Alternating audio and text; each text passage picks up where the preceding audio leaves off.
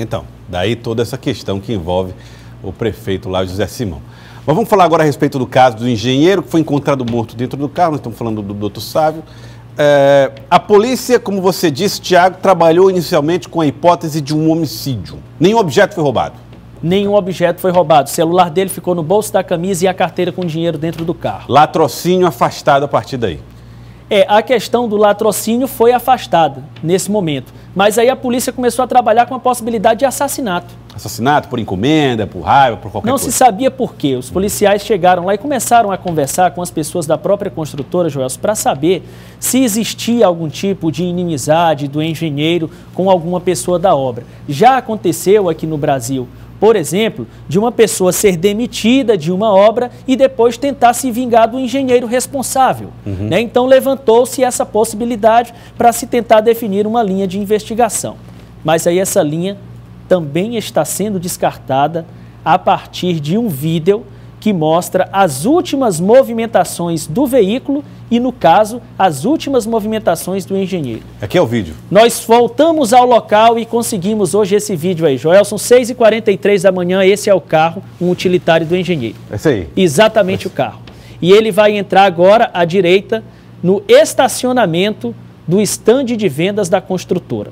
Repare, ele faz a manobra do carro, ali tem uma cerca de arame farpado, uma estaca, à frente do carro aí onde ele está, ele para, vai dar ré para poder estacionar o veículo. Olha aí, ele para e vai estacionar o veículo. O veículo está ao lado de uma cerca de arame farpado, de algumas estacas de concreto, e está virado de frente para a Avenida Professor Camilo Filho. E aí o carro permanece, Joelson. Aqui, né? Permanece Parou por aqui, alguns minutos, exatamente. E aqui ficou. E aí ele fica se movimentando, movimentos para frente, para trás, para frente, para trás, durante aproximadamente 3 minutos, né? Até que quando o relógio chega aí às 6h47, o engenheiro vai fazer o movimento para estacionar o carro na posição em que a polícia encontrou ao ser chamado. Já na posição final, digamos assim. Olha aí, ele dá uma ré, ele faz várias movimentações para frente e para trás, está dando a ré aí, né? E aí ele vai adotar, né, a ação de fazer a volta no carro. Aparentemente, ele iria arrancar com o carro para a avenida, né? Mas ele não faz isso, olha o que ele faz, ó. Ele faz a curva, inclusive um motoqueiro, ó, por pouco não houve um acidente, o motoqueiro desvia, ele faz a curva, está de faróis acesos e agora ele vai se dirigir à posição final onde a polícia encontrou o veículo. Essa é a imagem de aí uma já das do outro lado da cerca. Exatamente, ele está no mesmo estacionamento lá, certo? Ó, ele faz a curva para cá, a gente percebe os faróis, aí ele vai dar uma ré, né? Não é possível compreender por que ele estava fazendo esses movimentos, dele, exatamente, porque ele estava fazendo esses movimentos, aí ele vai dar ré no carro e vai colocar o carro na posição final onde a polícia encontrou. E esse carro vai permanecer aí, Joelson, tá aí o carro, estacionado. Pronto, parou. Aí esse carro não se move mais. 6h47 da manhã. Esse vídeo inicial, a polícia tem ele até às 7 horas da manhã. Depois pegou outro intervalo, de 8 às 9 horas da manhã. E outro intervalo, de 9 às 10 horas da manhã. Horas depois do acontecido, desculpe, de 5 às 6, de 6 às 7 e de 7 às 8. Eles têm esses 3 períodos aí do vídeo. 3 horas de vídeo. 3 horas de vídeo. Os policiais passaram a sexta, o sábado e o domingo analisando cuidadosamente com os recursos que dispõem esse vídeo aí. E a conclusão é que, nesse intervalo, ninguém entrou e ninguém saiu desse veículo. Nem o engenheiro saiu do carro. E nem ninguém. E ninguém entrou no carro para, em tese, agredi-lo ou matá-lo. E ninguém saiu também. Que se ele tivesse sido esfaqueado por uma segunda pessoa que estivesse dentro do carro, ele iria sair. A única hipótese, Joelson, é de essa pessoa, se houver uma segunda pessoa, dessa pessoa ter saído pelo lado de lá. Esse carro, ele tem uma porta traseira, né, como se fosse uma cabine dupla, uma cabine estendida, digamos assim. Entendi. Então, se a pessoa tiver saído, mas tem uma cerca de arame farpado lá, a pessoa tiver saído de forma a não ter sido percebida, mas a polícia não encontra nenhuma movimentação que possa indicar que existia uma segunda pessoa. Porque quando foi levantada a hipótese do homicídio, o que foi dito lá? Que ele esteve no canteiro de obras, cedo da manhã, e que disse que iria sair, né, depois de 6 horas, nesse horário aí, para tomar café. Certo. A hipótese que foi levantada, ele pode ter ido tomar café na panificadora, pode ter sido abordado por alguém e já ter vindo rendido dentro do carro. Com a pessoa dentro do carro. Com a pessoa dentro do carro. Só que esse vídeo já desmistifica isso aí, porque ele não chegou aí a lugar nenhum. Quando ele saiu da obra, ele já foi para o estacionamento do estande de vendas. Então, essa possibilidade dele ter sido... Está saindo aqui, está indo para o estacionamento lá onde o carro foi encontrado já. Essa avenida de onde ele sai era a avenida de acesso ao empreendimento onde ele estava trabalhando. Ou seja, ele disse que ia tomar café e não tomou café. Não, não teria ido. Não teria ido tomar café. Né? Então, aí o que fica posto nessa situação? Não entrou ninguém no carro e não saiu ninguém do carro, não houve crime. Agora, ele tomou 9 facadas, Joelson. 9 perfurações de faca. E uma faca foi encontrada dentro do carro. Isso que é intrigante agora. Se ninguém entrou no carro, ninguém estava com ele, ninguém o rendeu, ninguém, em tese, aparece nas imagens esfaqueando, a polícia trabalha com a hipótese de não ter sido um crime. Não houve crime. Então, ele teria se esfaqueado, não havendo crime. E aí você vê quais são os argumentos, os indícios, material que a polícia tem para cogitar essa possibilidade, né? A investigação não foi encerrada, vale ressaltar. Nós estamos dando aqui uma situação de momento, as hipóteses que nós estamos levantando junto a fontes e a partir das evidências que a polícia já está trabalhando. Esse vídeo foi trabalhado exaustivamente durante todo o final de semana. Dentro do carro havia uma faca. Na reportagem nós mostramos a faca sendo recolhida e sendo levada à perícia, a faca suja de sangue. E a polícia já sabe que o engenheiro, dias antes de ser encontrado morto, ele comprou um conjunto de facas, com pelo menos 4 facas e um amolador. Esse material já foi apreendido. E falta uma faca nesse conjunto de facas. Qual é essa faca? Seria a faca que foi encontrada dentro do carro. Ou seja, a faca que estava dentro do carro era a faca dele? Portanto, uma faca dele mesmo.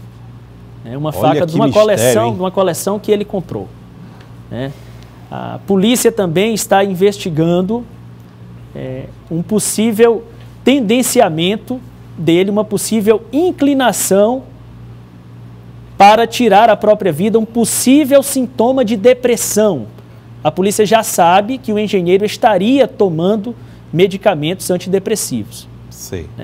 Então, a polícia está juntando, está se certificando, Joelson, de tudo que pode para afirmar com segurança o que causou a morte do engenheiro. O que se tem até agora é isso. Pode ser uma coincidência o fato dessa faca não estar lá na coleção de facas que ele comprou? Pode ter sido. Pode. Tudo pode. A polícia não fechou questão nenhuma ainda, né? Exatamente. Aqui a tese mais forte... As hipóteses levantadas durante uma investigação, e que não se pode deixar de dar a elas a devida relevância. Mas o fato é que nada foi levado do engenheiro. Esse vídeo não mostra a existência de uma outra pessoa, na cena, dentro do carro, uma pessoa que tivesse saído. Se outra pessoa fosse realmente um assalto, será que essa pessoa ia assaltar e ia matá-lo com uma própria faca do engenheiro? Ia saber que lá dentro tinha uma faca do engenheiro? Tá. Tiago, evidentemente que uma série de questões surgem aí. Primeiro, a polícia vai fazer uma perícia em tudo, né? Exatamente, então, o material está sendo periciado. Exame toxicológico deve sair, ou deve ter sido feito.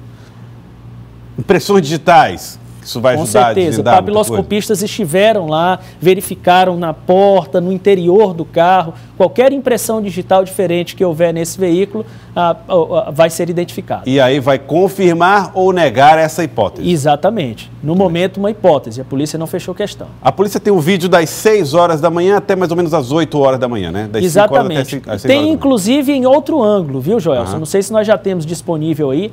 Nós temos o vídeo em outro ângulo também, mostrando o carro saindo de frente dessa avenida que dava acesso ao canteiro de obras. Para as pessoas entenderem, o canteiro de obras desse local aí do estande para o canteiro de obras, a distância é de mais ou menos 300 metros.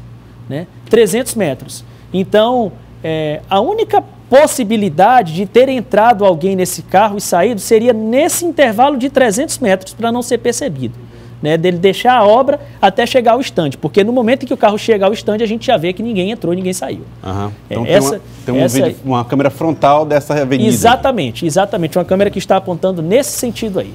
Tiago Melo, a polícia já sabe que horas ele morreu? Bom, a perícia ainda está em andamento, né? Os laudos ainda vão ser entregues. O fato é que foi antes, ou mais ou menos pelas 8 horas, foi quando você recebeu a ligação da morte dele. Por volta de... verificaram aí às 8 horas da manhã, os funcionários do estande começam a chegar. Ele, engenheiro, tinha o hábito de chegar muito cedo ao canteiro de obras.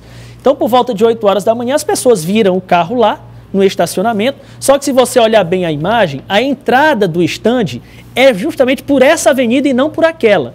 Então as pessoas têm acesso mais por esse lado. E o carro ficou parado aqui. E o carro ficou lá, do outro lado. Então as pessoas viam o carro e diziam, ó, alguém chegou, seu Sávio chegou, deixou o carro lá e está em algum lugar. Só que alguém teve um estalo e disse, se ele não está aqui no estande, não está lá na obra e o carro dele está ali, onde ele estará?